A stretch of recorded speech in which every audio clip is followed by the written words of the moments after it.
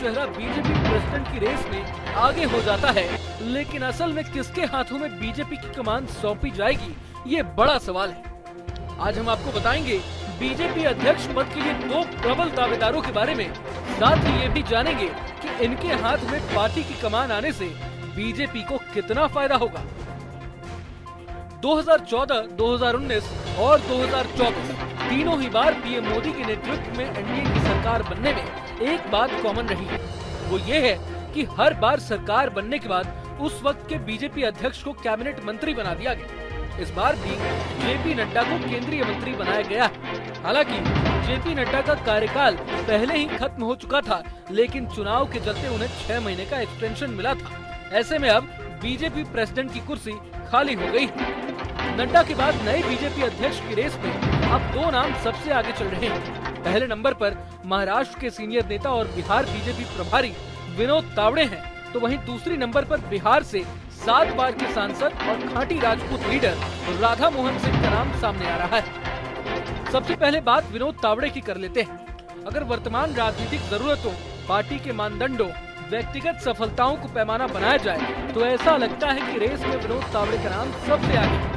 चूँकि महाराष्ट्र में विधानसभा चुनाव सिर पर हैं और लोकसभा चुनाव में एनडीए की जो दुर्गति हुई है, ऐसे में माना जा रहा है कि मराठा समुदाय को साधने के लिए विनोद तावड़े को नया अध्यक्ष बनाया जा सकता है। जानकारों का तो मानना है कि पिछड़े समाज से आने वाले विनोद तावड़े बीजेपी के हालिया मानदंडों पर खड़े उतरे हैं।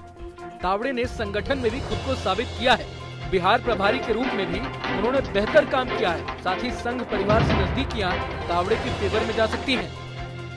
विनोद तावड़े के बाद बिहार से 7 बार के सांसद राधा मोहन सिंह का नाम प्रबल दावेदारों में से भी एक माना जा रहा है। इसके पीछे कई वजह बताए जा रहे हैं। दरअसल इस बार नरेंद्र मोदी की अगुवाई में बनी एनडीए सरकार में बिहार से 8 मंत्री बनाए गए, लेकिन इसमें राजपूत समाज से एक भी मंत्री नहीं है। माना जा रहा है कि इस बात को लेकर बिहार के राजपूत समाज में काफी नाराजगी है। इसके अलावा इस बार के लोकसभा चुनाव में भी देश भर में राजपूत समाज बीजेपी के प्रति नाराजगी दिखा चुकी है।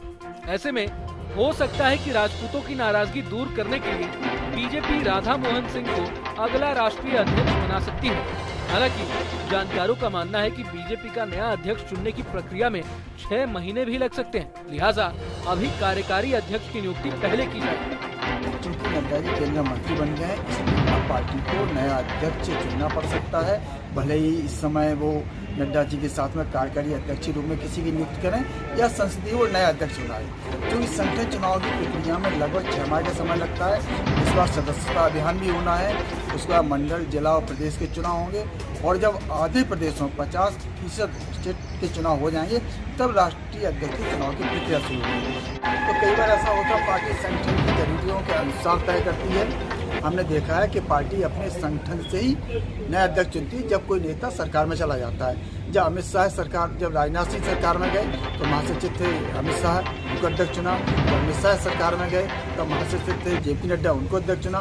तो इस तरह की अटकलबाजी जरूर लगाई जा सकती है, ऐसी संभावनाएं व्यक्त की जा सकती हैं कि संगठन से किसी वरिष्ठ नेता को, महासचिव हो, उपाध्यक्ष हो या किसी राज्य का कोई बड़ा नेता हो, उसको अध्यक्ष की जिम्मेदारी पार्टी सौंप सकती है। वहीं बीजेपी अध्यक्ष को लेकर सुनील बंसल, अनुराग ठाकुर, सुकांता मजुमदार का भी नाम सुर्खियों में है। हालांकि फैसला किसके हक में जाएगा ये तो वक्त ही बताएगा। अगर आपको ये वीडियो पसंद आए तो लाइक करें और चैनल को सब्सक्राइब करें। वहीं तमाम बड़ी खबरों के लिए देखते रहें